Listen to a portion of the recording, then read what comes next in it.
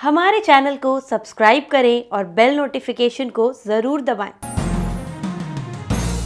ज्योतिष रत्न केंद्र चैनल पर हमारे आप सभी प्रिय दर्शक गणों का बहुत बहुत हार्दिक स्वागत और अभिनंदन।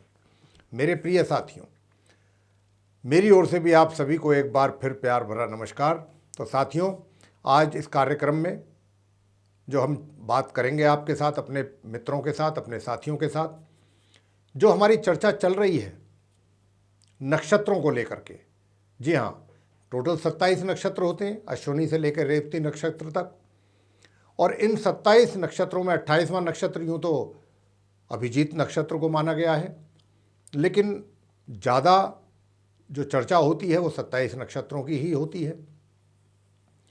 तो साथियों,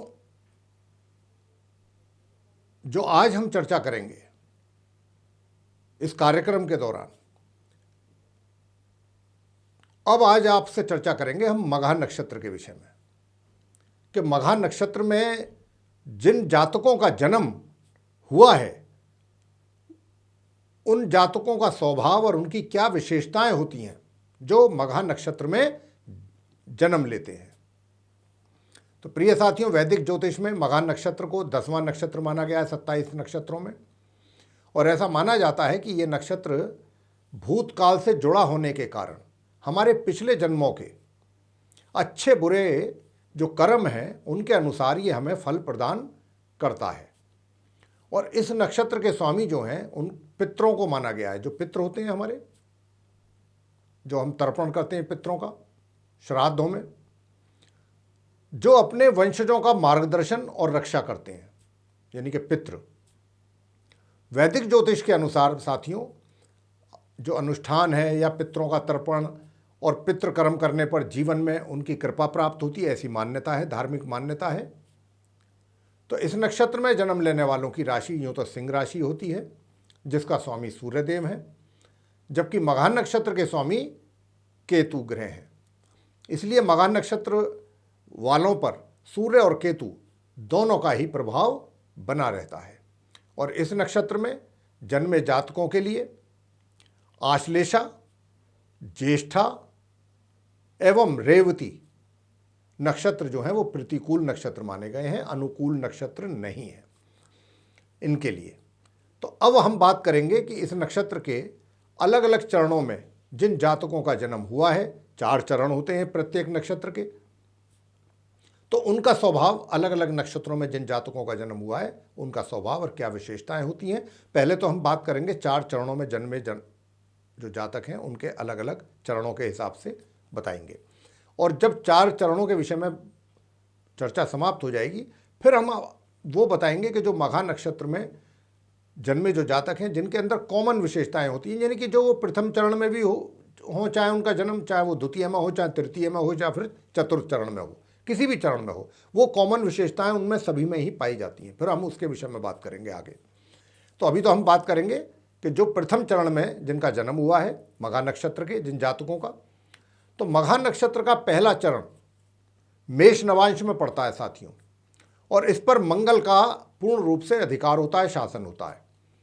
और इस चरण में जन्मे जो लोग हैं व्यक्तिगत और व्यावसायिक जीवन में काफ़ी सम्मानित होते हैं।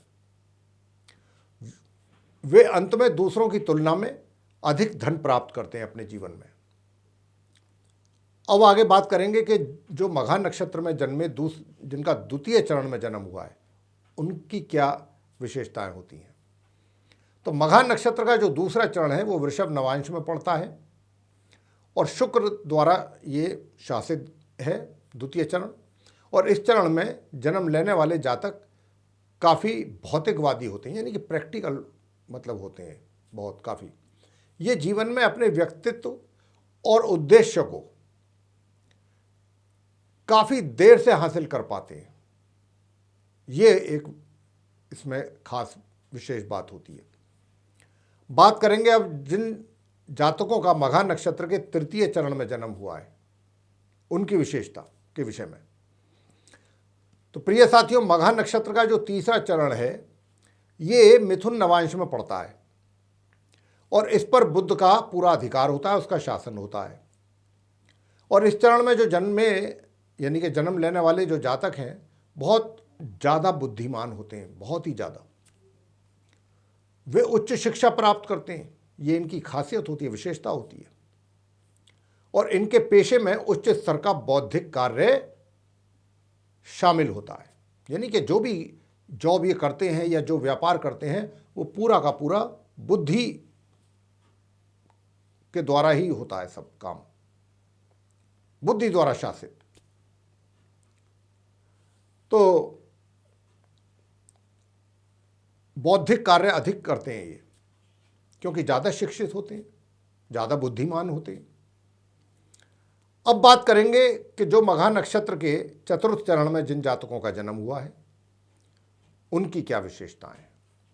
तो मघा नक्षत्र का जो साथियों चौथा चरण है ये कर्क नवांश में पड़ जाता है और चंद्रमा द्वारा ये शासित होता है, यानी चंद्रमा का इस पर पूरा अधिकार है। और इस पद में जन्म लेने वाले जो जातक हैं काफ़ी इमोशनल होते हैं, काफ़ी भावुक होते हैं। साथ ही वह अपने स्वयं के हितों, परिवार आदि के प्रति काफ़ी ज़्यादा अपना झुकाव भी रखते हैं। तो ये तो थी चर्चा कि मघा नक्षत्र के अलग अलग 4 चरणों में जिनका जन्म हुआ है उनकी क्या विशेषताएं होती हैं। अभी हमने इसके विषय में आपको बताया है। अब हम आपको सबसे पहले पुरुषों के विषय में बताएंगे कि चाहे उनका किसी भी चरण में जन्म क्यों ना हुआ हो मघा नक्षत्र के, ये जो विशेषताएं हैं ये सभी सभी चरणों में जन्मे जातकों के अंदर पाई जाती हैं कॉमन रूप से। बात पुरुषों की हो रही है पहले। ये बहुत प्रतिभाशाली होते हैं, सबसे पहली बात तो ये है, तथा काफ़ी मेहनती भी होते हैं। आलस नहीं होता इनके अंदर, आलस से वाला स्वभाव ये नहीं रखते हैं। ये बहुत ही भावुक भी होते हैं, बहुत जल्दी भावनाओं में बह जाते हैं, तथा सभी के साथ धैर्य से पेश आते हैं। मतलब धैर्य का तो पूरा, पेशेंस का तो पूरा एक तरीके से ये परिचय देते हैं। वैसे तो ये दूसरों की बातों को बहुत ध्यान से पूर्वक सुनते हैं, बहुत ही ध्यान से, लेकिन ये ऐसे लोगों को पसंद नहीं करते हैं जो जबरन इनकी जिंदगी में एंटर होने का प्रयास करते हैं, घुसने का प्रयास करते हैं। और अगर प्यार की बात की जाए तो महज किसी की खूबसूरती इन्हें आकर्षित नहीं करती है अपनी ओर। इन्हें ऐसे व्यक्ति की तलाश रहती है जिसका व्यक्तित्व खूबसूरत हो, अंदर से जो व्यक्ति खूबसूरत हो, बाहर से ना हो। ये ऐसे व्यक्ति की तलाश में रहते हैं। इनके मन में बहुत ही दया भाव होता है तथा ये ईश्वर के भी भक्त होते हैं, ईश्वर से डरते भी हैं। इसलिए अपने प्रत्येक कार्य को बहुत ही एक तरीके से सावधानी से करते हैं और पूरा ईमानदारी से भी करते हैं। इनकी कोशिश रहती है और ये अनजाने में ही अपने शत्रु भी बना लेते हैं, इन्हें पता भी नहीं लगता। इनका व्यवहार जो है, जिस तरीके की बातें हम बता रहे हैं इनके विषय में, इन्हीं कारणों से ये कुछ अपने शत्रु भी पैदा कर लेते हैं। और किसी भी पेशे या व्यवसाय में सफलता पाने के 27 वर्ष की आयु तक इनको इंतजार करना होता है। इनको अपने जीवन में धन की कमी का सामना तो कभी करना नहीं पड़ता, लेकिन 27 वर्ष की आयु के पश्चात इनके जीवन में इनको सफलता प्राप्त होती है। अब करेंगे चर्चा कि महिलाओं के अंदर क्या विशेषताएं होती हैं, चाहे वो किसी भी नक्षत्र में उनका जन्म क्यों ना हुआ हो, मघा नक्षत्र के किसी भी चरण में क्यों ना जन्म हुआ हो। तो ये भी पुरुषों की तरह ईश्वर से बहुत डर करके कार्य करती हैं। हालांकि ये पुरुषों की तरह शांत स्वभाव की तो नहीं होती हैं, ये क्रोधी और झगड़ालू स्वभाव की भी होती हैं। साथ ही भौतिक सुख सुविधाओं की भी काफ़ी शौकीन होती हैं। लेकिन इन सभी चीज़ों को हासिल करने के लिए किसी व्यक्ति पर ये निर्भर बिल्कुल नहीं करती हैं। ऐसा नहीं है कि ये व्यक्तियों पर निर्भर करती हैं, बल्कि अपनी जो ख्वाहिशें हैं ये अपने दम पर ही उनको पूरा करती हैं अपने जीवन में। ये इनकी बहुत बड़ी विशेषता है। और ये घरेलू और व्यावसायिक दोनों जिम्मेदारियों को निभाने में भी पूर्ण रूप से सक्षम होती हैं। और ये अपने कार्यों के प्रति पूरी तरह से समर्पित भी होती हैं, पूरा कमिटेड होती हैं और डेडिकेटेड भी होती हैं। और अगर कोई व्यक्ति अपनी समस्या लेकर इनके पास आ जाता है तो वह निराश होकर वापस नहीं जाता। ये इनका स्वभाव है, उसको ये निराश करके वापस नहीं भेजती हैं। स्वास्थ्य की बात कर लेते हैं, चाहे महिला हो या पुरुष।